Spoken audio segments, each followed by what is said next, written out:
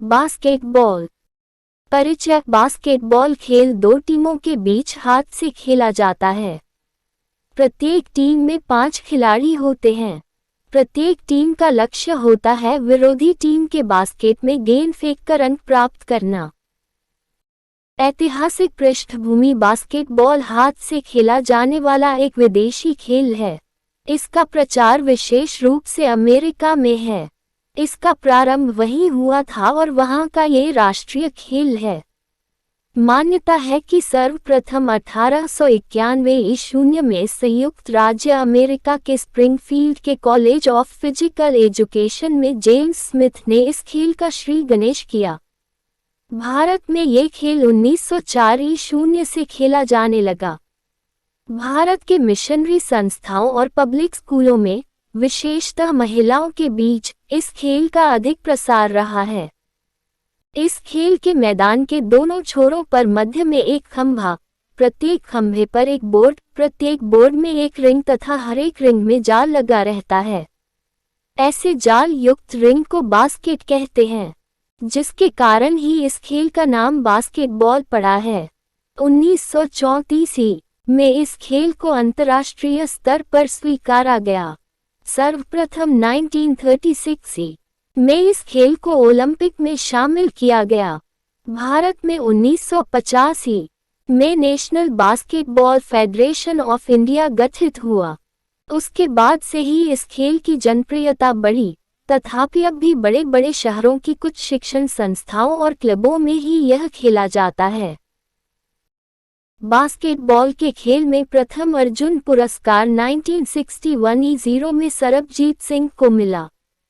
अर्जुन पुरस्कार पाने वाली महिला खिलाड़ी में है एकमात्र सुमन शर्मा, जिन्हें ये पुरस्कार 1983 में मिला। बास्केटबॉल की प्रथम राष्ट्रीय पुरुष प्रतियोगिता 1934 में हुई। महिलाओं की प्रथम राष्ट्रीय प्रतियोगिता आयोजित हुई 1952 ईस्वी में।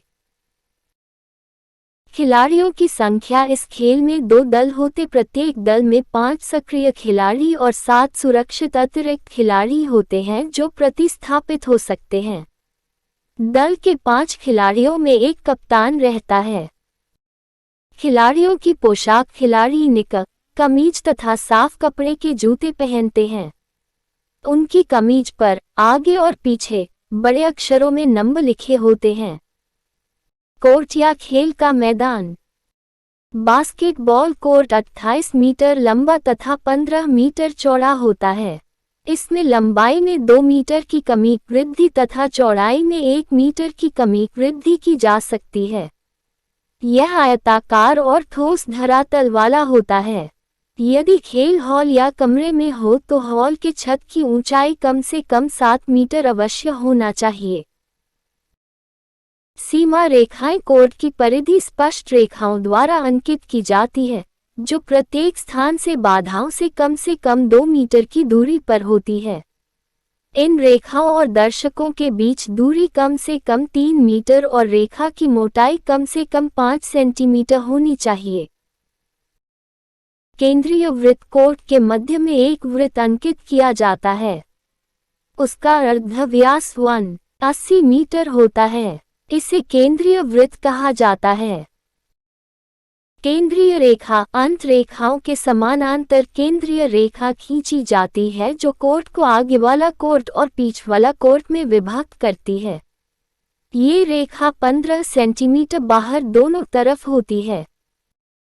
3 अंक मैदानी गोल क्षेत्र। एक नया मापदंड 3 अंक मैदानी गोल क्षेत्र किया जाता है। ये 2 सीमित चाप होती है जिनमें से प्रत्येक के बाहरी किनारों से अर्धव्यास 25 मीटर होता है। केंद्र फर्श पर बिंदु होता है। टोकरी केंद्र के ठीक लंब रूप में होता है और किनारे वाली लकीरें समाप्त होती हुई पार्श्व रेखाओं के समानांतर रहती हैं।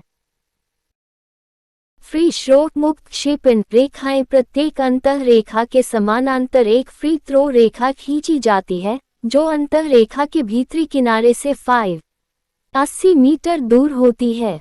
इसकी लंबाई 60 मीटर होती है तथा केंद्र बिंदु दोनों अंतः रेखाओं के मध्य बिंदुओं को जोड़ने वाली रेखा पर होता है।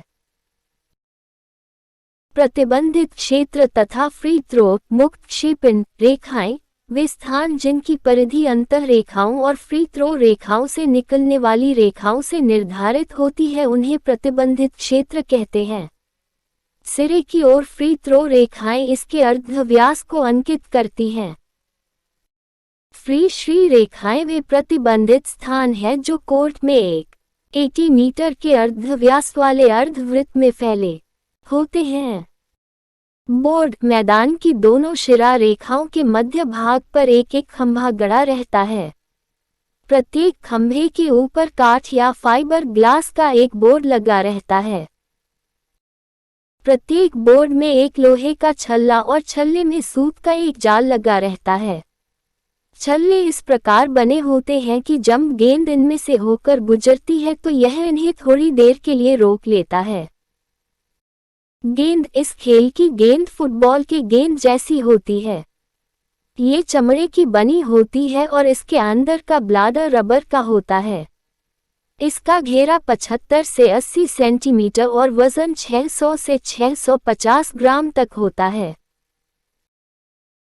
तकनीकी उपकरण के अंतर्गत समय पालक के लिए सामान्य घड़ी के अतिरिक्त 10 और 30 सेकंड के नियमों के पालन हेतु 10 और 30 सेकंड दिखाने वाली रोक घड़ियां स्टॉप वॉच रहती हैं।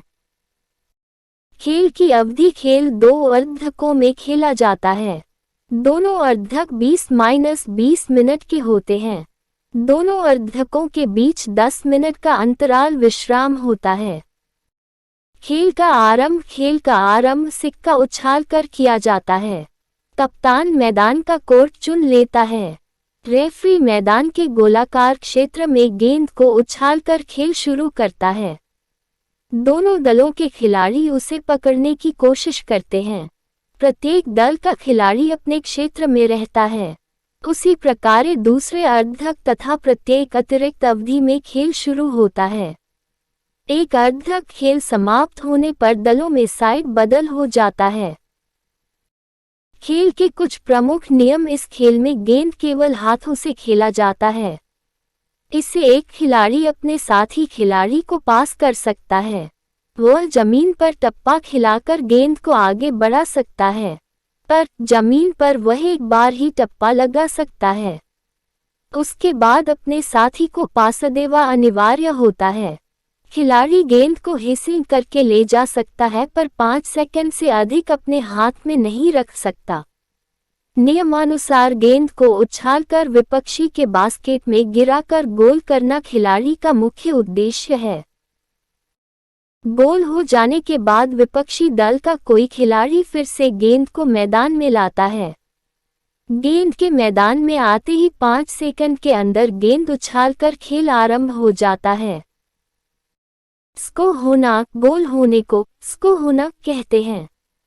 गेंद ऊपर से गिरकर बास्केट में थोड़ी देर अटककर गिर जाने को गोल मान लिया जाता है।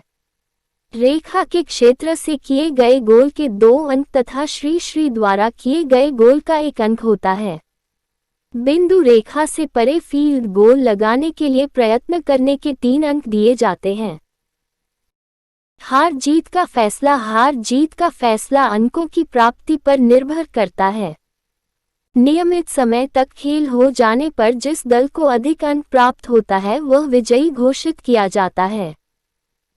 निश्चित समय के बाद भी अंक समान रहने पर पुनः दलों को 2 पालियों में अतिरिक्त समय तक खिलाया जाता है। यदि फिर भी हार जीत का फैसला नहीं होता है तो मैच फिर दूसरे दिन होता है।